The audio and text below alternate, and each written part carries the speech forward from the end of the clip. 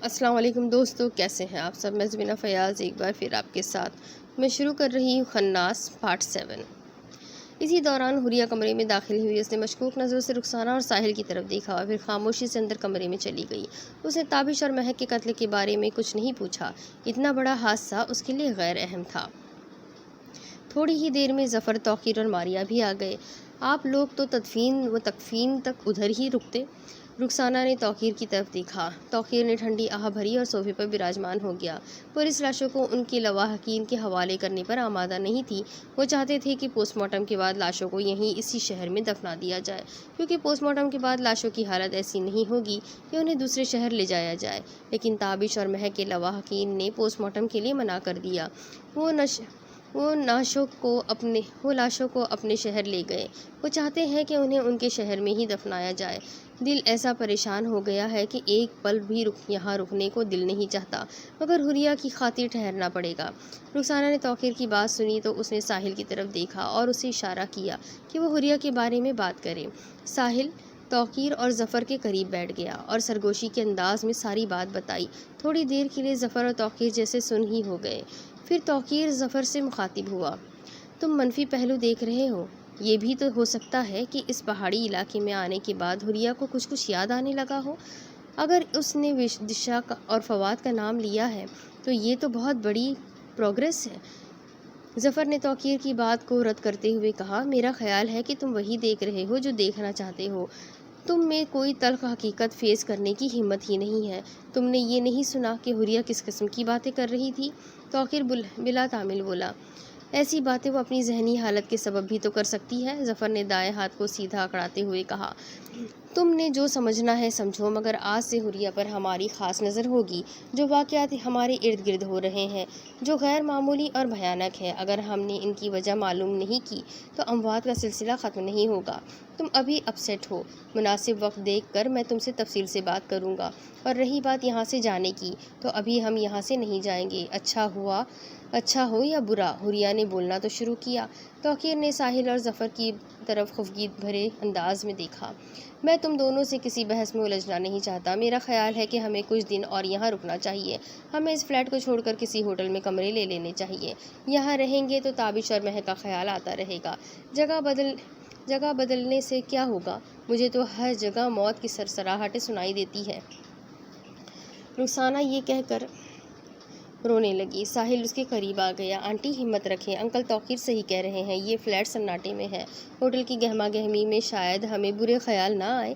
ہمیں حوریہ کو وقت دینا ہوگا، ہو سکتا ہے وہ اپنے دوستوں کے بارے میں بتا سکے۔ وہ سب لوگ مناسب سے ہوٹل میں شفٹ ہو گئے۔ سب نے باہر جانے کا پروگرام بنایا تو رخسانہ نے باہر جانے سے انکار کر دیا۔ تم لوگوں نے جانا ہے تو چلے جاؤ، میں ادھر ہی رہوں گی، میرا من نہیں ہے کہیں بھی جانے کو۔ توقیر نے اس کا ہاتھ تھام کر اس سے کھڑا کیا۔ اگر کمرے میں بند ہو جاؤ گی تو طرح طرح کے خیالات تمہیں ستائیں گے۔ باہر چلتے ہیں، ہمیں اپنا ذہن بدلنا ہے۔ اور یہ حوریہ کہاں ہے؟ وہ کپڑے بدل رہی ہے، رخسانہ نے کہا۔ کچھ دیر بعد حوریہ ڈریسنگ روم سے نکلی تو سب اسے ایک بار پھر دیکھتے ہی رہ گئے۔ اس نے شلوار قمیض کے ساتھ بڑا سا دوپٹہ اوڑھا ہوا تھا اور ساتھ حجاب بھی پہنا ہوا تھا۔ اس نے اپنا ہینڈ بیگ اٹھایا اور انتہائی شائستگی سے گویا ہوئی، آپ لوگ تیار ہیں تو چلتے ہیں۔ رخسانہ نے ساحل کو آنکھوں ہی آنکھوں میں اشارہ کیا کہ وہ حوریہ کا یہ روپ بھی دیکھ لے۔ ساحل کی نظروں میں حیرانی تھی، اس نے پہلی بار حوریہ کو اس روپ میں دیکھا تھا۔ یوں لگ رہا تھا کہ وہ حوریہ ہے ہی نہیں۔ توقیر نے رخسانہ کو ساتھ جانے کے لیے منا لیا اور وہ سارے سیر و تفریح کے لیے نکل گئے۔ لانگ ٹریک پر چہل قدمی کرتے ہوئے وہ جوڑوں میں تقسیم ہو گئے۔ ان کے پاس ایک دوسرے سے رابطے کے لیے موبائل تھے، اس لیے جس کو جو سائٹ پسند آئی وہ اس طرف نکل گیا۔ ہینڈی کیم ساحل اور حوریہ کے پاس تھا۔ وہ دونوں چڑھائی کی طرف چڑھتے ہوئے کسی پہاڑ پر پہنچ گئے۔ یہاں سے اطراف کا نظارہ بہت خوبصورت دکھائی دے رہا تھا۔ ساحل ہینڈی کیم سے ویڈیو بنا رہا تھا۔ نچلی سڑک پر چلتے ہوئے ظفر نے اسے ہاتھ سے اشارہ دیا، ٹیک کیئر۔ ساحل کیمرہ پیچھے کر کے مسکرایا۔ اس نے حوریہ کی طرف دیکھا جو ارد گرد کے نظاروں کی خوبصورتی میں محو تھی۔ ساحل نے کیمرہ اس کی طرف بڑھایا، یہ لو، اپنی پسند کے نظارے کو اس میں محفوظ کر لو۔ حوریہ کندھے اچکا کر انتہائی معصومیت سے بولی، مجھے اسے استعمال کرنا نہیں آتا۔ ساحل نے حیرت سے کہا، کیا؟ تم تو ویڈیو بنانے میں بہت مہارت رکھتی تھی۔ حوریہ متذبذب سی کیفیت میں گھاس پر بیٹھ گئی۔ پتہ نہیں میں کیا تھی اور کیا بن گئی ہوں، مجھے تو کچھ سمجھ نہیں آتا۔ ساحل نے دیکھا کہ حوریہ باتیں کرنے کے موڈ میں ہے تو وہ اس کے قریب بیٹھ گیا۔ کبھی ایسا ہوا ہے کہ کوئی چیز یا جگہ دیکھ کر تمہارے ذہن میں دھندلے سے سائے ابھرنے لگے ہو؟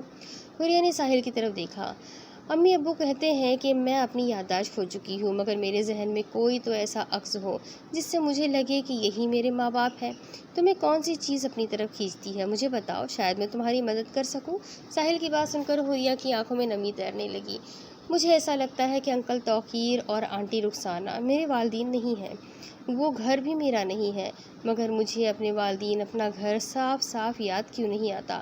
میں کہیں کوئی لکڑی کٹتے دیکھتی ہوں تو لکڑی کے آرے کا دھندلا سا منظر میرے ذہن میں دکھائی دینے لگتا ہے، پھر ایک گاؤں میں کچا سا مکان، اس میں ہنسنے اور رونے کی آوازیں، اور پھر کلہاڑی سے لکڑی پر ضرب لگانے کی مسلسل آوازیں میرے ذہن میں گونجنے لگتی ہے۔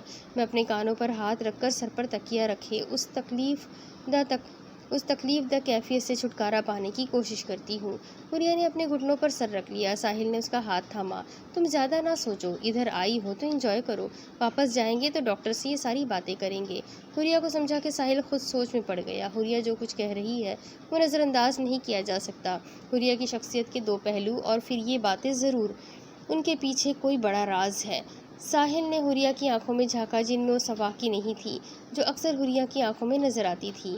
کبھی خود میں اچانک بدلاؤ محسوس کیا ہے؟ حوریہ نے اپنے خشک لبوں کو تر کیا۔ ہاں، اچانک ہی، چھوٹی چھوٹی باتوں پر غصہ آنے لگتا ہے، ایسا لگتا ہے کہ میں یکسر بدل گئی ہوں۔ پلیز آپ مجھ سے اور کچھ نہ پوچھیں، میرے سر میں درد ہو رہا ہے۔ اوکے، آؤ آگے چلتے ہیں۔ ساحل نے حوریہ کا ہاتھ تھام کر اسے کھڑے ہونے میں مدد کی، کیونکہ پہاڑ کی سطح غیر ہموار تھی۔ رات کے 11 بج رہے تھے۔ سبحان ہوٹل کے باہر ابھی تک لوگوں کی گہما گہمی تھی۔ ظفر، توقیر اور دوسرے لوگوں کے ساتھ اسی ہوٹل میں ٹھہرے تھے۔ ساحل نے بالائی منزل میں کمرہ لیا تھا۔ اس کی کھڑکی سے باہر کا نظارہ بہت خوبصورت تھا۔ آسمان ٹمٹماتے ستاروں سے بھرا ہوا تھا۔ ساحل کھڑکی کھولے آسمان کی طرف دیکھ رہا تھا۔ یوں محسوس ہو رہا تھا جیسے وہ ان ستاروں کو چھو سکتا ہے۔ اپنی اس ناممکن سی خواہش پر اسے دشا کا خیال آ گیا۔ باہر کے نظارے اچانک غائب ہو گئے اور اس کی نظروں کے سامنے دشا کا چہرہ چھا گیا۔ ساحل خود سے باتیں کرنے لگا۔ ہماری آنکھوں کے کچھ خواب بس خواب ہی رہتے ہیں، کبھی حقیقت کا روپ نہیں دھارتے۔ میں نے دشا کی خوشی کے لیے اسے ٹھکرایا اور تقدیر نے مجھ سے میری خوشیاں ہی چرا لی۔ حوریہ کی باتیں کوئی راستہ دکھانے کے بجائے مجھے الجھا رہی ہے۔ کیوں ہمیں کوئی نشان نہیں مل رہا؟ ہمارے ارد گرد ہونے والے واقعات کے پیچھے کوئی تلخ حقیقت چھپی ہوئی ہے۔ ایسے ہی سوچوں میں کھوئے کھوئے ساحل بستر پر لیٹ گیا۔ اسے کافی تھکاوٹ محسوس ہو رہی تھی، آنکھیں نیند سے بوجھل ہونے لگی۔ جلد ہی وہ نیند کی آغوش میں چلا گیا۔ کمرے کی کھڑکی کھلی ہوئی تھی۔ ہوٹل کے باہر اور مال روڈ پر لوگوں کی گہما گہمی تھی۔ رات میں بھی دن کا سا سما تھا۔ رنگوں سے بھری ایک خوبصورت تتلی کھڑکی سے اڑتی ہوئی کمرے میں آئی۔ ساحل گہری نیند میں سو رہا تھا۔ چیڑ کے درختوں سے جنگلی جانوروں کی مہین سی آوازیں مل کر عجیب سا تاثر دے رہی تھی، جیسے وادی اپنے سیاہ بال کھولے ستاروں کو آنچل میں سجائے، ماتھے پر چاند کی بندیاں سجائے اپنی سریلی آواز میں گا رہی ہو۔ خوبصورت تتلی ساحل کے چہرے کے قریب اڑنے لگی، پھر اس کی دونوں بھوؤں کے درمیان بیٹھ گئی۔ ساحل نے جھرجھری سی لی، مگر اس نے آنکھیں نہیں کھولی۔ پھر اس کی آنکھیں کوئی خواب دیکھنے لگی۔ وہ ایک خوبصورت وادی میں ہے جہاں ہر سو سبزہ ہی سبزہ ہے، جو خوبصورت پھولوں سے بھرا ہے۔ تاحد نظر باغات ہی باغات ہے۔ اس خوبصورت ماحول میں ساحل کو اپنے علاوہ کوئی دوسرا دکھائی نہیں دے رہا تھا۔ پھر اچانک ہی پازیب کی جھنکار کی آواز اس کی سماعت سے ٹکراتی ہے۔ وہ آواز کی سمت کا تعین کرنے لگتا ہے۔ پھولوں سے بھری باڑ کے قریب ایک لڑکی دکھائی دیتی ہے۔ ساحل خود کو مالٹے کی درخت کے پیچھے چھپا لیتا ہے اور چوری چوری اسے دیکھنے لگتا ہے۔ وہ لڑکی سفید لباس میں ملبوس تھی۔ اس نے سفید باریک کپڑے کا فراک پہنا ہوا تھا۔ اس نے بڑا سا دوپٹہ اوڑھا ہوا تھا اور نقاب میں تھی۔ اس کے ہاتھ میں 4 مختلف رنگ کے پھول تھے۔ وہ اور پھول ڈھونڈ رہی تھی۔ شاید وہ 7 رنگوں کے پھول جمع کرنا چاہتی تھی۔ ساحل کی جانب اس کی پشت تھی۔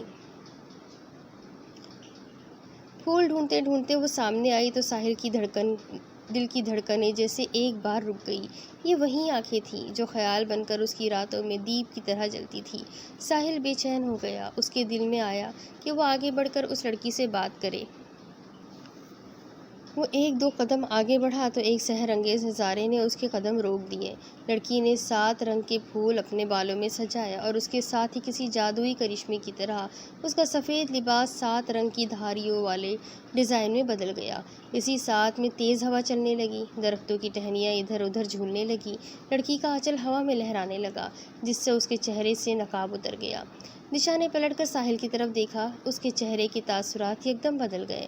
اس کی آنکھوں میں ساحل کے لیے بے پناہ شکایتیں تھیں۔ اس نے بھاگنا شروع کر دیا، ہوا بہت تیز تھی، اس کا آنچل اڑ کر ہوا میں لہرانے لگا۔ ساحل نے بھی اس کے پیچھے بھاگنا شروع کر دیا۔ دشا، میری بات تو سنو۔ مگر دشا ایک پل بھی رکنا نہیں چاہتی تھی۔ بھاگتے بھاگتے دشا کا آنچل ساحل کے ہاتھ میں آ گیا۔ جیسے ہی ساحل نے اسے تھاما، وہ آنچل کسی روشنی کی طرح 7 رنگوں کی قوس قزح میں تبدیل ہو کے ہوا میں بکھر گیا۔ ساحل نے دشا کی طرف دیکھا تو اس کا بھی جسم کسی ہوائی وجود کی طرح 7 رنگوں کی روشنی میں تحلیل ہو کے ہوا میں بکھر گیا۔ ساحل ہڑبڑا کے نیند سے بیدار ہوا۔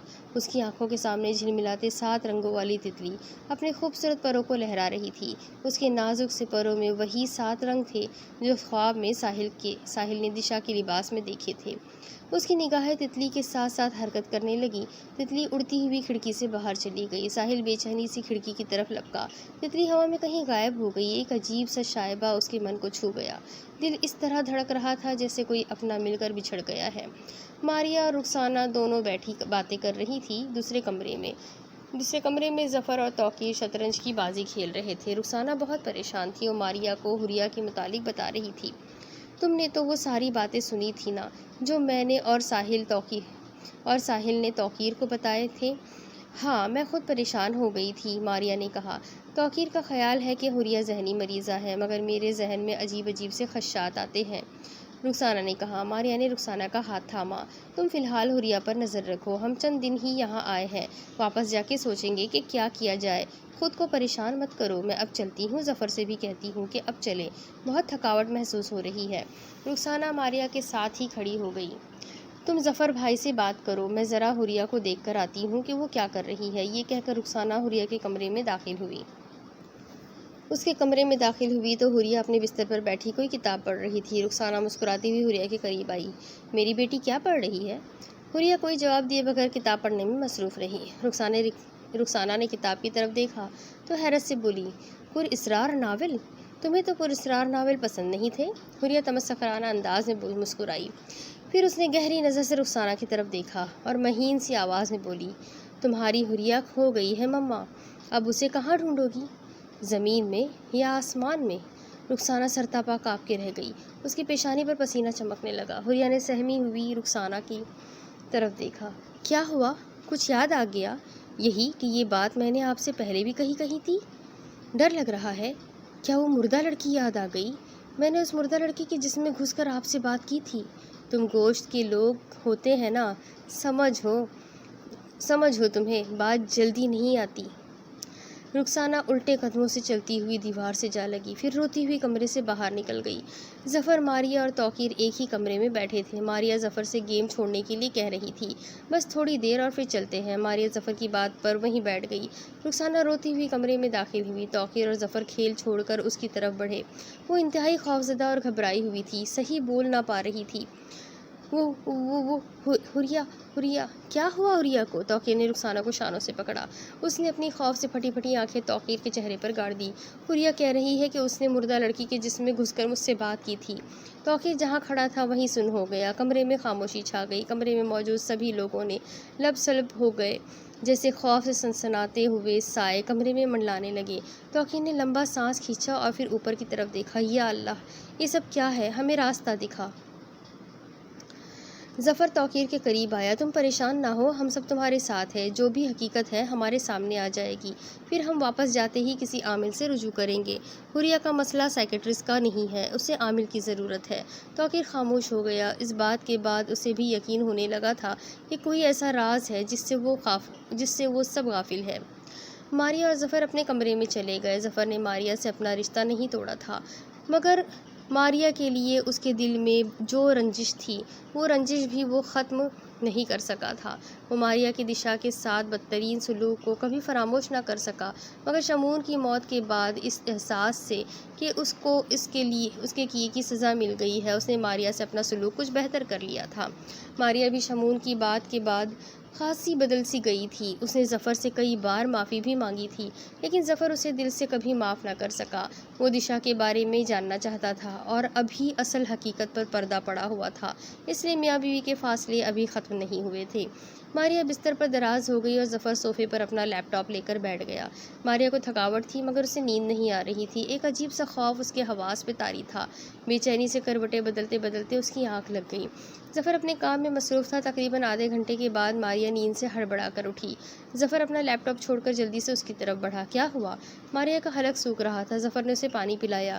کیا کوئی ڈراؤنا خواب دیکھ لیا ہے؟ ظفر نے پوچھا۔ ڈراؤنا خواب کیا دیکھنا؟ پورے ہوش و حواس میں ارد گرد ہونے والے جو خوفناک واقعات دیکھ رہی ہوں، بار بار ان کا خیال سونے نہیں دیتا۔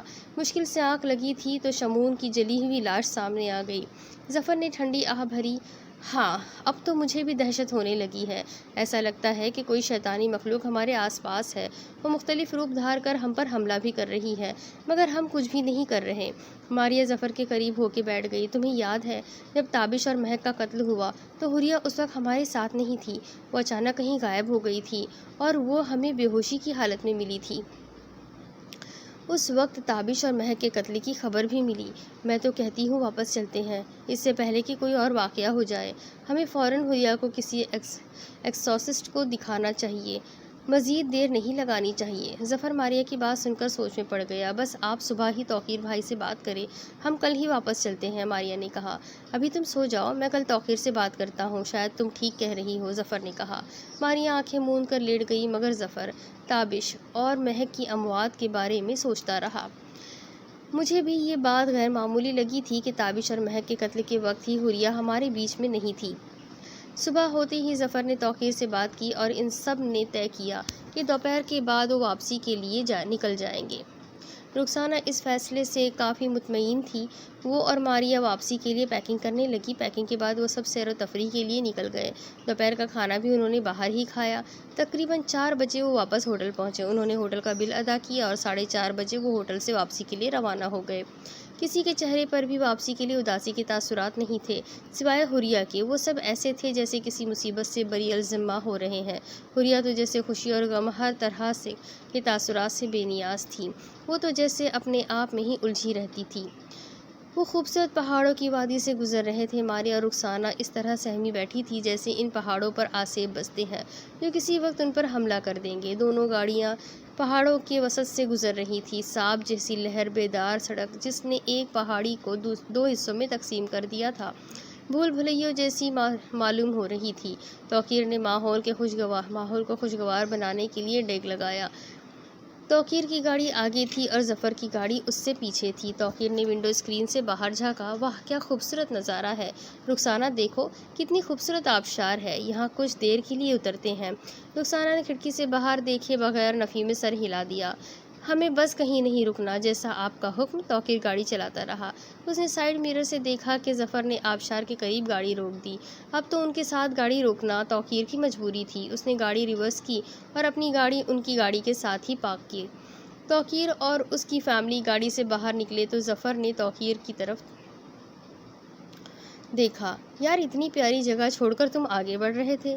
دل میں تو آیا تھا کہ رک جائیں، لیکن جب واپسی کا ارادہ کر لیا ہے تو اس طرح ہمیں اپنا وقت ضائع نہیں کرنا چاہیے، توقیر نے ظفر کے قریب آتے ہوئے کہا۔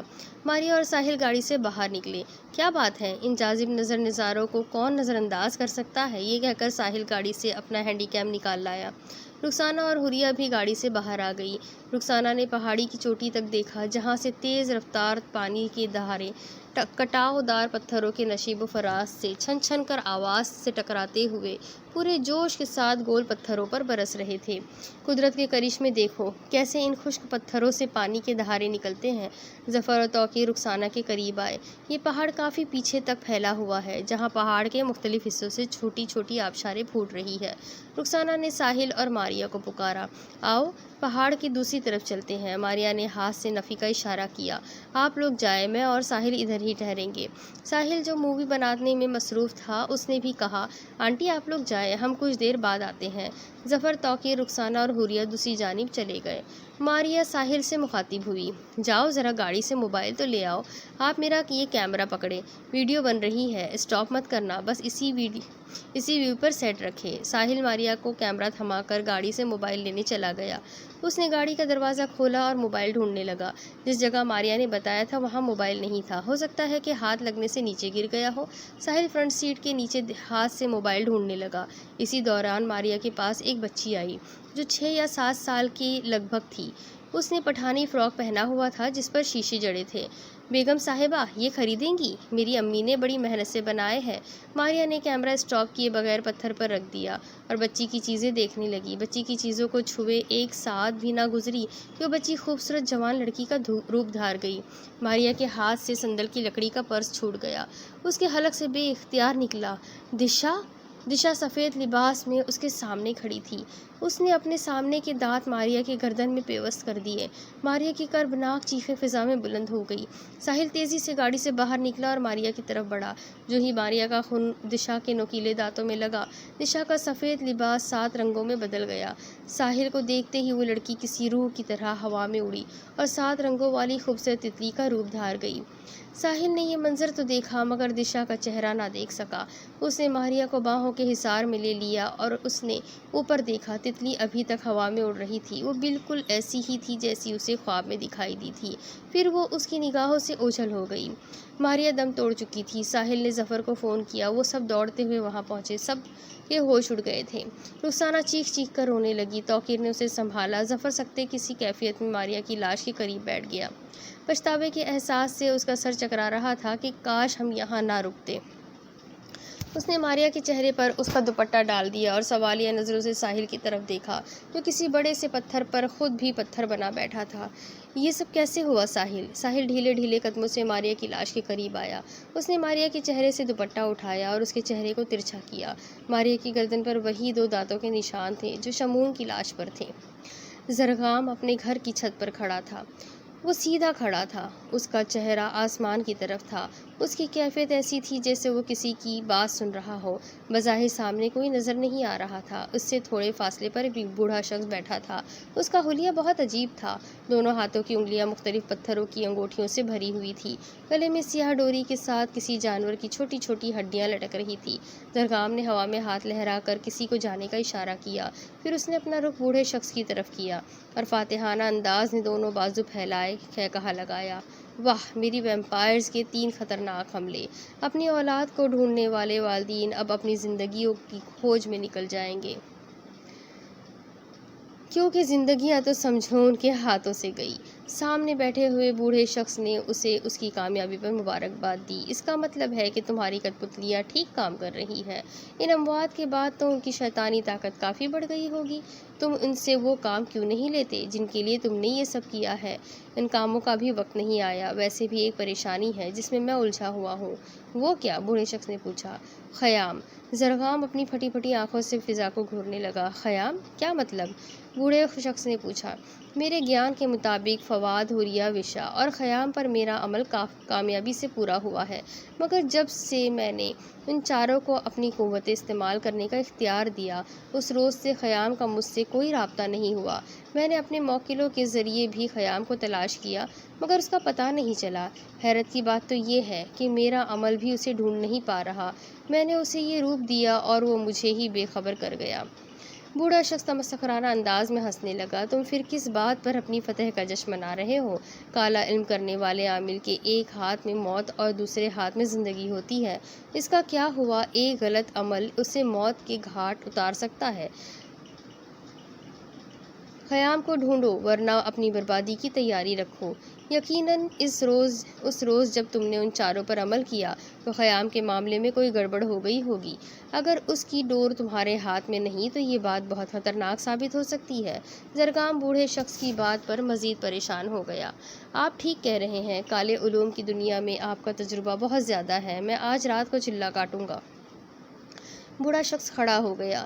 تمہیں میری مدد کی ضرورت ہو تو بتا دینا، اور یاد رکھو، ایک ہمزاد کی طاقت کے آگے سینکڑوں آسے بھی کچھ نہیں۔ تم نے ان چاروں کے ہمزاد مسخر تو کر لیے، کر لیے ہیں، لیکن انہیں قابو میں رکھنا بہت مشکل کام ہے۔ یہ کہہ کر بوڑھے شخص نے اپنا لاکٹ اتار کر زرگام کو پہنا دیا اور پھر وہاں سے چلا گیا۔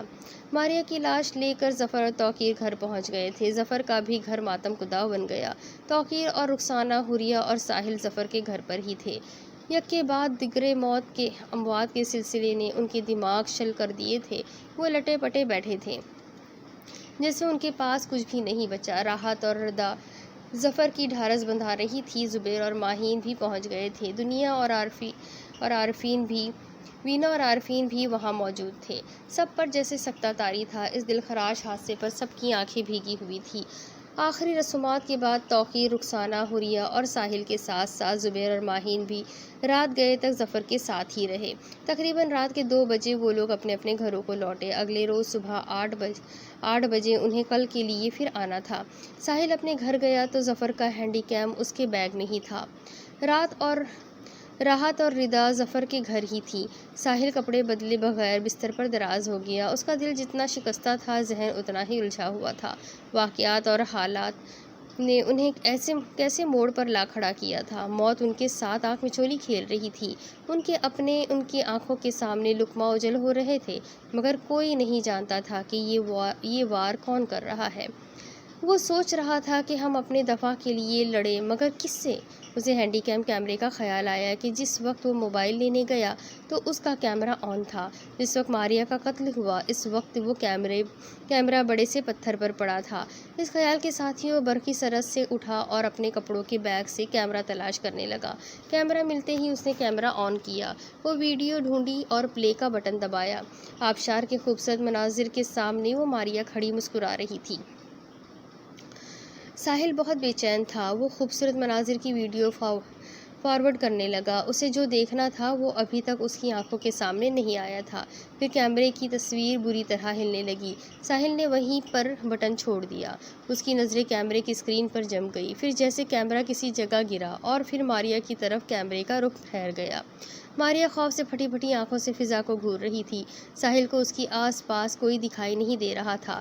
اس کی آنکھیں بے چینی سے کسی دوسرے وجود کو ڈھونڈ رہی تھی، اس بچی کو جو ایک جوان لڑکی کا روپ دھار گئی تھی جس نے ماریا پر حملہ کیا تھا۔ پھر ساحل کی آنکھوں میں ایک ستارہ سا جھلملایا۔ وہ روشنی کا ایک ڈاٹ تھا جو ماریا کی گردن کے قریب تھا۔ تھوڑی ہی دیر کے بعد ماریا کی گردن سے خون بہنے لگا اور وہ دھڑام سے زمین پر گر گئی۔ روشنی کا وہ ڈاٹ فضا میں ہی اسی جگہ ادھر ادھر اڑنے لگا جہاں ساحل نے اس تتلی کو پھڑپھڑاتے دیکھا تھا۔ پھر اسی تتلی کی مانند روشنی کا وہ ڈاٹ ہوا میں غائب ہو گیا۔ ساحل کے پورے جسم سے جھرجھری دوڑ گئی۔ اس کا مطلب ہے کہ وہ لڑکی جس نے آنٹی ماریا پر حملہ کیا اور جو بعد میں تتلی کے روپ میں بدل گئی، کوئی عجیب الخلقت ہوائی مخلوق تھی جس کے وجود کو یہ کیمرہ دکھا نہیں پا رہا اور روشنی کا یہ ڈاٹ اس ماورا وجود کی نشاندہی کر رہا ہے۔ ساحل نے خود کلامی کرتے ہوئے اپنا سر پکڑ لیا۔ مگر وہ لڑکی تو بالکل اس لڑکی جیسی تھی جسے میں نے خواب میں دیکھا تھا۔ اس کے بھی سفید فراک میں 7 رنگوں کی دھاریاں تھیں، مگر وہ لڑکی تو دشا تھی۔ کیا یہ لڑکی؟ اپنے اس سوال پر اسے حوریہ کی بات یاد آئی جب میں نے اس سے پوچھا، کاش تم مجھے دشا کے بارے میں بتا سکتی۔ حوریہ تصورانہ انداز میں آنکھوں کو فضا میں گھماتے ہوئے بولی، دشا بہت مزے میں ہے، پہلے سے بھی زیادہ خوبصورت ہے۔ اس کے پروں میں اتنے خوبصورت رنگ ہے کہ انسان ان میں کھو جاتا ہے۔ تم بھی بچ کے رہنا، نظر آنے والے خوبصورت رنگ کب خون کے رنگ میں بدل جاتے ہیں پتہ ہی نہیں چلتا۔ ساحل کھویا کھویا سا اپنی جگہ پر کھڑا ہو گیا۔ میں نے حوریہ کی اس بات کو محض مذاق سمجھا، مگر اس کی بات میں پر اسرار حقیقت پنہاں ہے۔ حوریہ نہ صرف دشا کے بارے میں جانتی ہے بلکہ وہ فواد کے بارے میں بھی جانتی ہے۔ یقیناً ان سب کا خیام سے بھی تعلق ہوگا، مگر یہ سب کیا وہی ہے جو لاپتہ ہوئے تھے؟ یہ کس روپ میں ہمارے سامنے آ رہے ہیں؟ ساحل سوچ کر بھول بھلیوں میں کھویا جا رہا تھا۔ پھر اچانک سے کالے جادو کی کتابوں کا خیال آیا جو ان سب کے لاپتہ ہونے کے بعد ان کے کمروں سے ملی تھی۔ ساحل کی پیشانی پہ پسینہ چمکنے لگا۔ او مائی گاڈ، یہ ساری باتیں کسی ناگہانی آفت کا پیش خیمہ ہیں۔ اس نے جلدی سے ظفر کا نمبر ملایا۔ انکل، انکل توقیر، انکل زبیر، انکل وقار کو لے کر اسی وقت میرے گھر آئے۔ ظفر حیرت سے بولا، تمہارا دماغ تو ٹھیک ہے؟ آدھی سے زیادہ رات گزر گئی ہے اور تم یہ بھی جانتے ہو کہ میں کن حالات میں ہوں۔